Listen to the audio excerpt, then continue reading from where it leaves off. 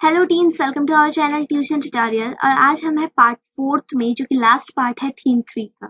तो आज हम पढ़ने वाले हैं सोशल हायरार्कीज। अब सोशल हायरार्कीज क्या होता है? हायरार्कीज मतलब क्या होता है? जिनको रैंकिंग दी जाती है। जैसे रैंकिंग में सबसे ऊपर सीनेटर्स आ गए, उसके बाद मिडिल क्लास आ गए, फिर स्लेव्स आ गए। ये इसको रैंकिंग देना कहते हैं और इसको हायरार्कीज कहते हैं। ठीक है। तो जो टैसिटस था उसने क्या डिस्क्राइब किया था? The leading social groups of early empire are senators. जो लीडिंग ग्रुप है, मतलब जो सबको लीड करेगा, वो कौन है? सीनेटर्स होने चाहिए। सीनेटर्स कौन होते हैं? मैंने आपको बताया था, नोबल क्लास पीपल जो कि रिच होते थे, और उनको पेट्रस भी कहा जाता था। पेट्रस का लिटरल मीनिंग होता है father. Leading members they have great houses etcetera. अब जो लीडिंग मेंबर्स होते थे उनके पास बड़े बड़े घर होते थे, बंगले होते थे, जायदाद होती थी और लैंड्स भी होते थे। ठीक है। द अनकेम्प्ड लोअर क्लास ही टेल्स। अब लोअर क्लास के बारे में टैसिटस ने क्या बताया? They were addicted to the circus and theatrical displays. अब ये किसके एडिक्टेड होते थे? मतलब इनको ज्यादातर सर्कस देखना पसंद होता था और थियरिटिकल डिस्प्लेज ये लोग देख लेते थे। ठीक है, एक तरह का एंटरटेनमेंट ही हो गया ये। ठीक है। उसके बाद आते थे फाइनली द स्लेव्स। स्लेव्स आते थे उसके बाद। In the 3rd century, 1000 approx half of senators come from Italian families. अब देखो, 1000 के करीब जो सीनेटर्स थे वो इटालियन फैमिलीज से बिलोंग करते थे। By the late empire, which start with the reign of Constantine first. अब देखो, जो लेट एम्पायर है जहाँ पे कॉन्स्टेंटाइन फर्स्ट का राज आ गया था। The first two groups mentioned by Tacitus. अब दो ग्रुप्स थे जो कि टैसिटस के द्वारा मेंशन करे गए। वो कौन कौन से थे? सीनेटर्स और इक्वाइट्स। सीनेटर्स हम जानते हैं एरिस्टोक्रेसी लोग, और इक्वाइट्स क्या होते थे? सीनेटर से एक पोजीशन नीचे, मतलब ये भी पावरफुल ग्रुप होते थे। अब इनमें कौन कौन आ जाते हैं?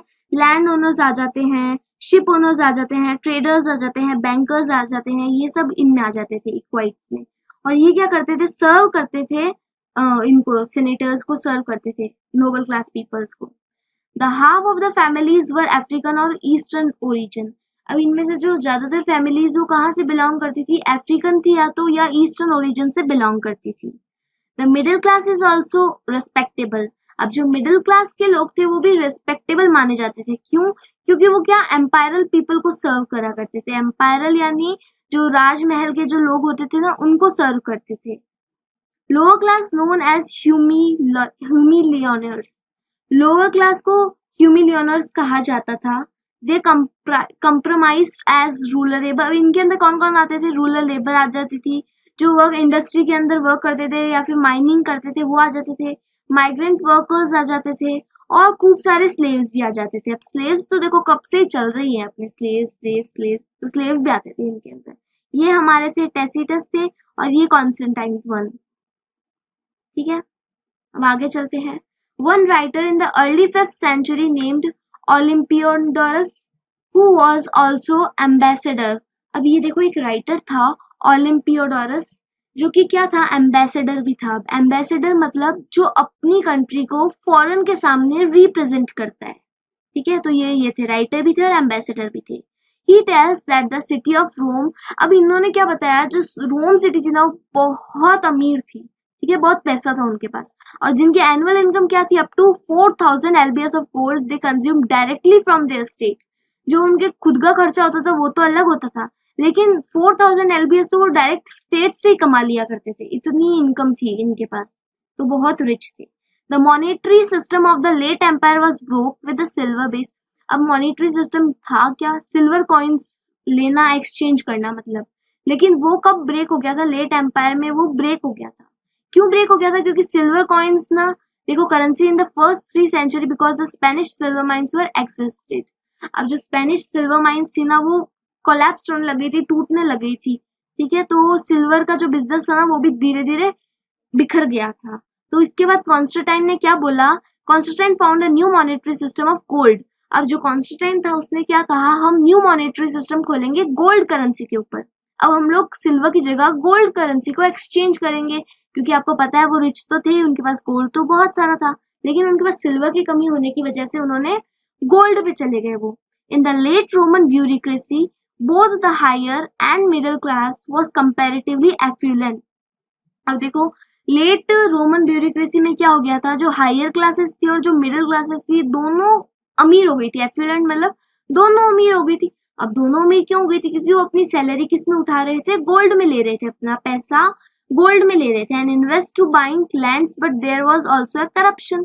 अब अपना पैसा गोल्ड में ले रहे थे तो ऑब्वियस सी बात है अमीर तो होंगे ही ना।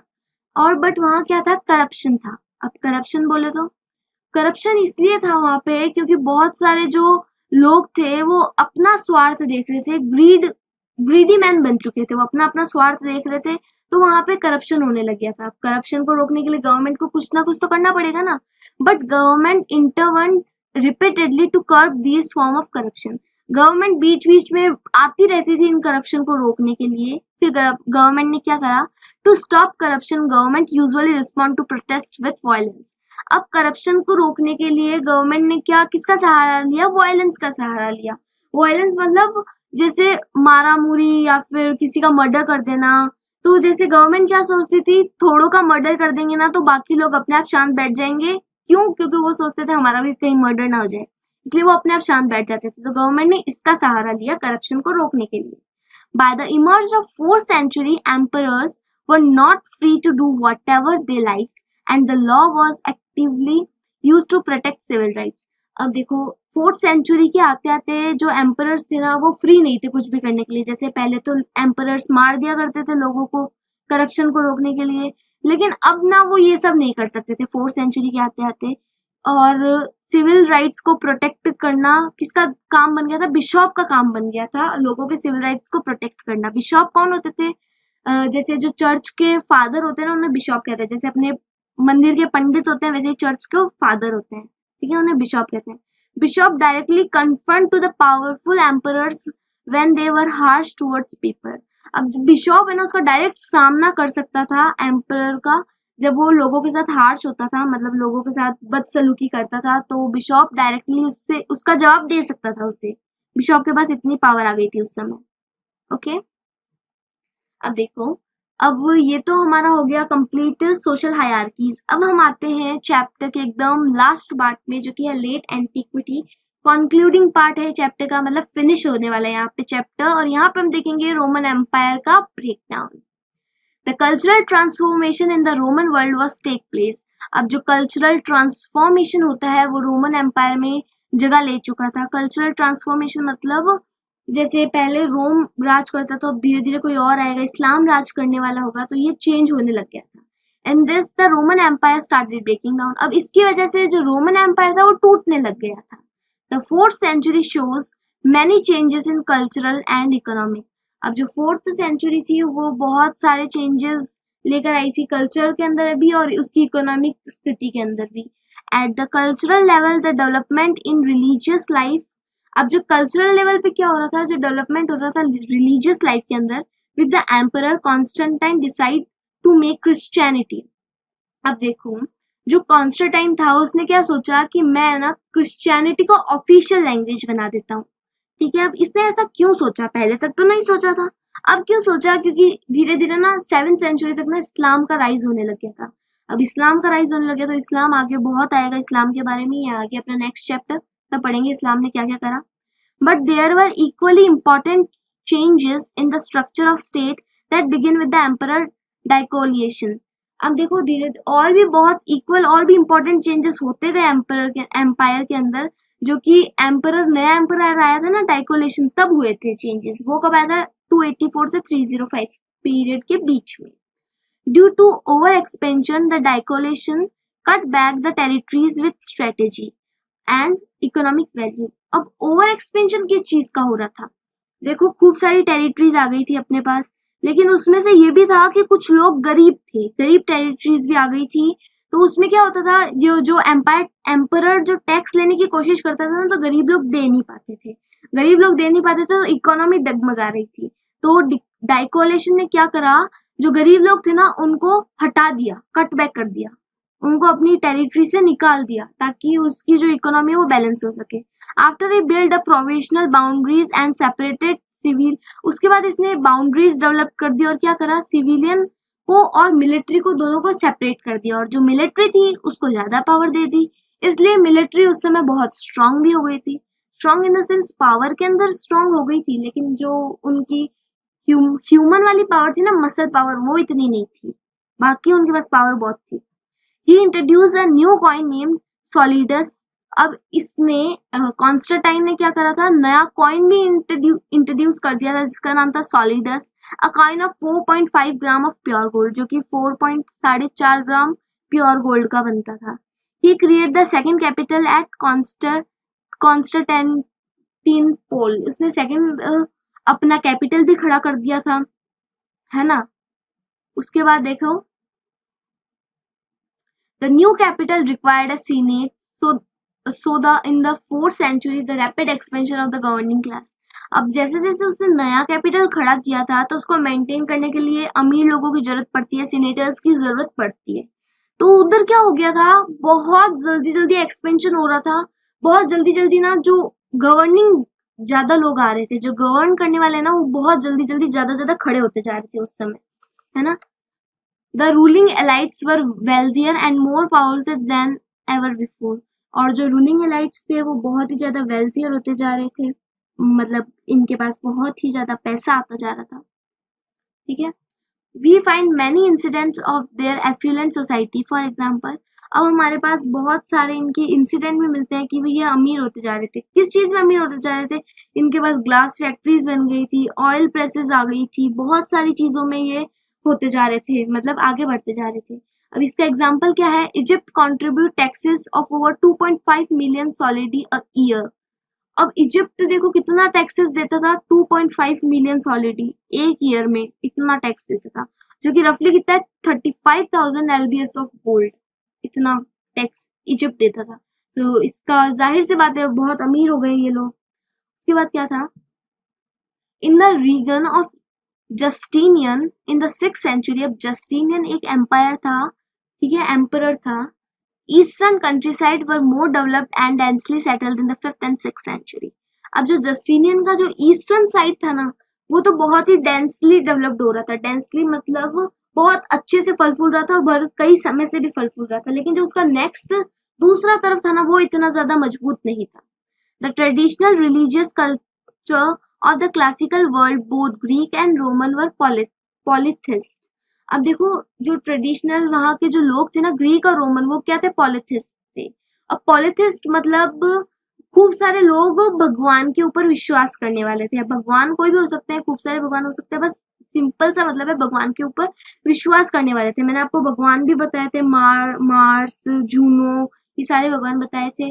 और they worship the gods in shrine and temples. अब ये गॉड को वर्शिप श्राइन के अंदर करते थे क्या, तो क्या टेम्पल्स के अंदर करते थे, ठीक है। Polytheists had no common name. अब इनका कोई कॉमन नेम नहीं था। The other great tradition in the empire was Judaism, but it was not monolith. अब जुडाइज्म क्या है, जुडाइज्म मतलब है तो है जो ज्यूइश कम्युनिटी को फॉलो करते हैं, ज्यूइश कम्युनिटी को फॉलो करते हैं, उनको जुडाइज्म कहते हैं। ये भी बहुत तेजी से फल फूल रहा था रिलीजन।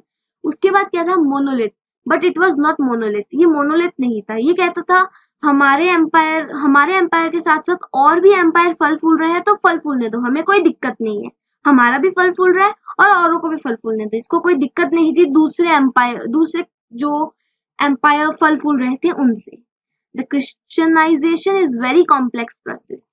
अब देखो, ये वहां वाले लोग, जो एम्पायर था ना, क्या नाम था उसका, कॉन्स्टेंटाइन, वो क्या चाहता था, क्रिश्चियनाइजेशन चाहता था, सारी जगह क्रिश्चियनाइजेशन चाहता था, लेकिन वो बहुत कॉम्प्लेक्स प्रोसेस होता था। क्रिश्चियनाइजेशन मतलब सबको क्रिश्चियंस के रूल फॉलो करने पड़ेंगे और सबको क्रिश्चियंस जैसा ही होना पड़ेगा, ये।